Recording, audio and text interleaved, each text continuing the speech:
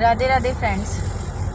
सातवें भाव का स्वामी अगर किसी भी घर से संबंधित है और हम उस घर से रिलेटेड काम करते हैं तो हम हमारी मैरिड लाइफ में या सामने वाला कोई भी व्यक्ति है या हमारे बिजनेस में जो पार्टनर है उसके साथ आने वाली प्रॉब्लम्स को नेगोशिएट कर सकते हैं। कैसे? हम जैसे एक उदाहरण लेते हैं। सपोज आपके है ना सातवें भाव का जो स्वामी है वो चंद्रमा है। चंद्रमा जाके आपके 8वें भाव में बैठ जाता है।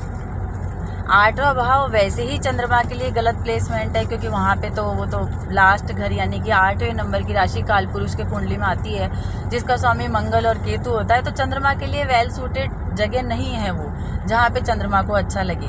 अब 7वें भाव का स्वामी होकर जब चंद्रमा 8वें घर में जाकर बैठ जाता है तो ऐसे स्थिति में आप ये देखिए कि ऐसा व्यक्ति क्या करेगा कि उसकी जनरल हैबिट होगी कि वो पानी वेस्ट करता है, वो खाना वेस्ट करता है। उसकी आदत क्या होती है? किसी की केयर ना करना, किसी का ध्यान ना देना। और अगर वो अपनी daily day to day life में ऐसा चेंज लेकर आ जाए कि वो पानी वेस्ट ना करे, खाना वेस्ट ना करे और अपनी प्लेट में खाना ना छोड़े और खाने को उतना ही ले जितना ज़रूरत है, अपने आसपास भी इन चीज़ों का ध्यान रखें, अपने घर की रसोई में भी इन चीज़ों का ध्यान रखें, तो आप ये देखिएगा थोड़े समय के बाद उसकी लाइफ में काफ़ी चेंज आएगा। इवन उसकी सोच में भी चेंज जाएगा, क्योंकि चंद्रमा क्या है? हमारा मन है। जब हम चंद्रमा से रिलेटेड जो बुरा इफेक्ट है उसको कंट्रोल कर लेते हैं तो ये हमारी लाइफ में बहुत चेंजेस लाता है।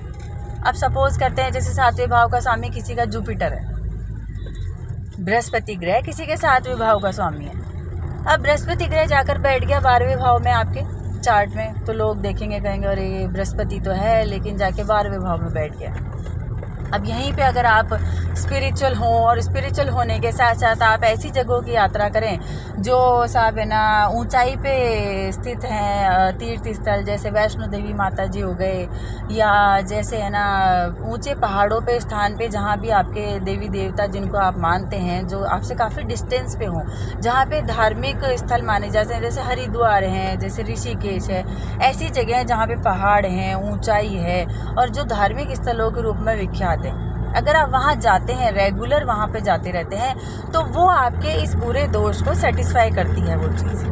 कहते हैं ना किसी के प्रथम भाव में अगर जुपिटर ग्रह है और वो ऐसे धार्मिक स्थलों पर जाकर रहे तो आप देखेंगे उसकी पर्सनैलिटी खुद ब खुद निकलने लगती है, उसकी हेल्थ अच्छी हो जाती है।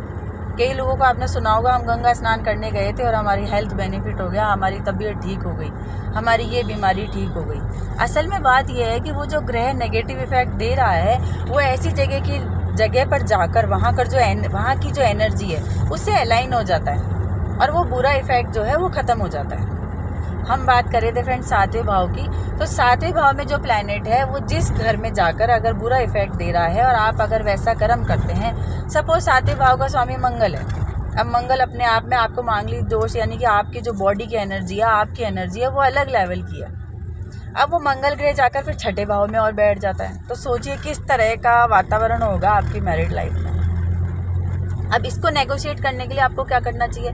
7वें भाव का स्वामी अगर 6ठे भाव में जाकर बैठ जाता है तो आपका डेली रूटीन जिम से शुरू होना चाहिए, यानी कि उठने के बाद आपको स्वेट आउट करना है। जब तक आप स्वेट आउट नहीं करेंगे तो वो जो एग्रेशन है वो फिर आपके मैरिड लाइफ में निकलना ही है। तो हम इस तरह से ध्यान रखें। आप सब लोग देखिएगा और बताइएगा 7वें भाव का स्वामी कौन है और कहाँ बैठा है।